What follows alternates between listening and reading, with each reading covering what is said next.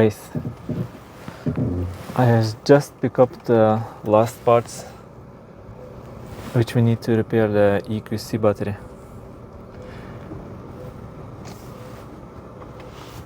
I'm very excited. So let's go and start on repair at once. By the way, my name is Valdemar and I'm working for Teslabjorn News.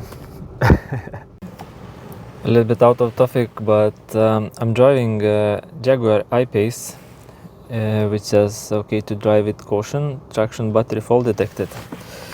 And the battery fault is hybrid electric vehicle battery deviation voltage deviation, sorry. Normally this is warranty repair, but what I want to find out is which model actually is defective, because we've been working with this battery a few months ago. I replaced one model which had isolation fault, so I just want to be sure that this is not the same model that we replaced is broken now. And here it is. We have all 36 models, I think, if I'm not mistaken. And model number 15 says MAVD fault. We've been working with first model in the battery pack. Look what happens when I accelerate up the hill.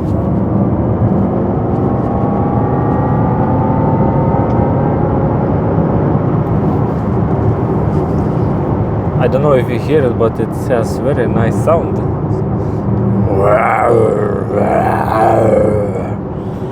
The Jaguar. I almost assembled the battery, and I thought I'd take a closer look at what hell is happened there.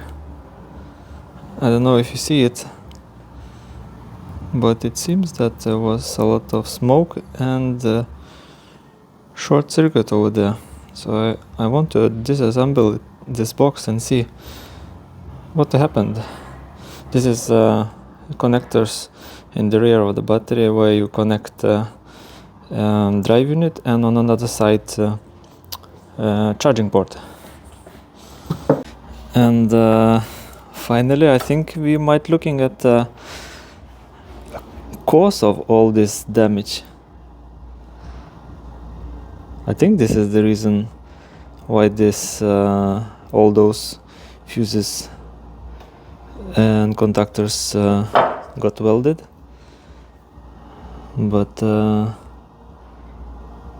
I can't understand what happened here.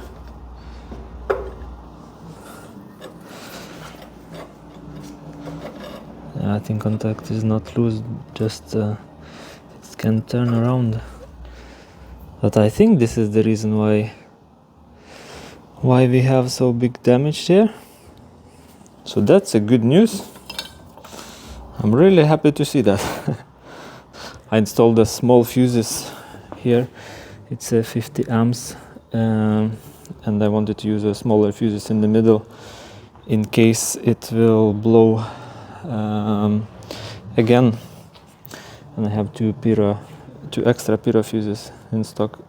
I thought in case this happens again, so I have something to repair. But this is really good news. Just interesting to find out why this short circuit happened. Can it be moisture? Can it actually be moisture? That would be difficult to believe, because they have a lot of moisture absorbing bags all over the battery. 1, 2, 3, and not there. 4, 5, 6, 7, 8, 9. Measured here now to the ground. Those parts seems to be okay. That's really interesting. Connecting battery with temporary fuses to the car and seeing what happened. Are we lucky or not? Well, it looks like that first attempt was not successful.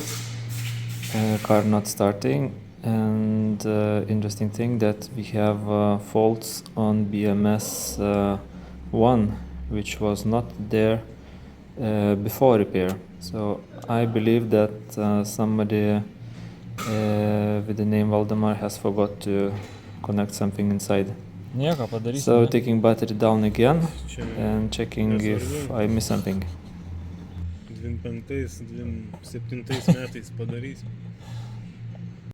Connecting back service plug and second attempt. What do you think? Oh yeah, it's working. On the back wheel drive just, but it's working. Huh? Erased last faults, reset ECUs, and look here.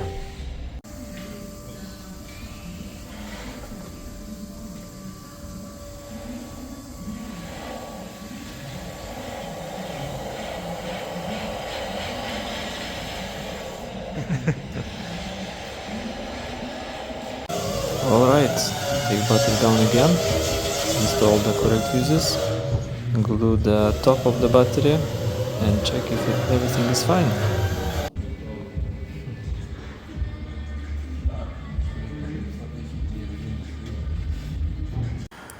Alright guys, then time for conclusion. How you think why this has happened?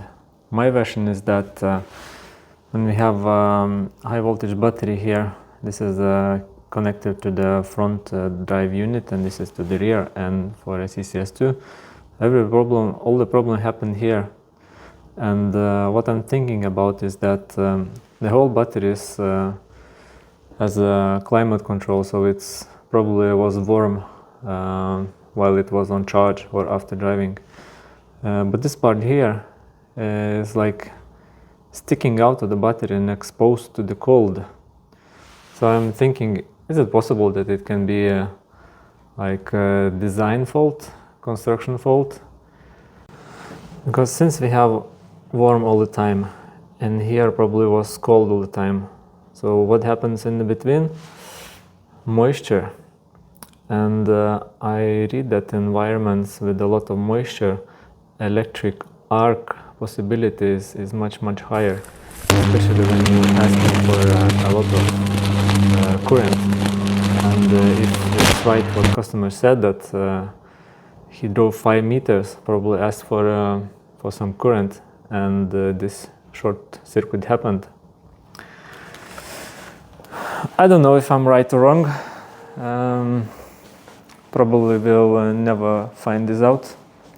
So in the comments below, let me know how you think what happened with this beautiful car. By the way, I've been using it for 3 days now. It works just fine. It's a little bit bad range.